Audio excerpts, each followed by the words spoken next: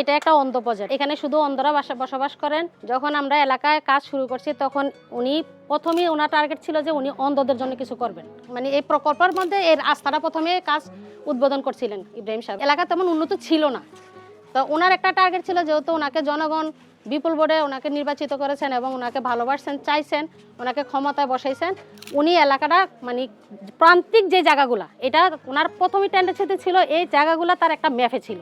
অন্তর্বর্তীতে সভাপতি উনিও কিন্তু এখানে উপস্থিত আছেন।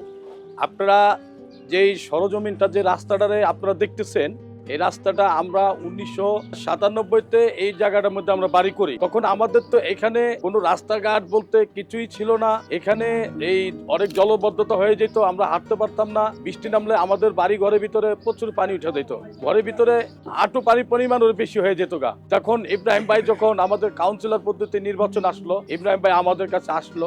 আমরা আসার পরে আমরা ইব্রাহিম ভাই বললাম যে ভাই, আমাদের তো এলাকাটা প্রচুর জলবদ্ধ হয়ে যায়, আমরা তো ঘরের থেকে বাইরে পাই না, আমাদের অন্ধরা ঠিক মতো আমরা হাঁটতে পারি না, এই করতে পারি না। তখন ইব্রাহিম ভাই কইলো আমার জন্য আপনারা দোয়া করেন, আমি ইনশাল্লাহ পাস করলে আপনাদের রাস্তাঘাটের ব্যবস্থা আমি করে দিব। যখন ইব্রাহিম ভাই পাস করলো, ইব্রাহিম ভাই সাথে থেকে উনি কাজ করাই দিল।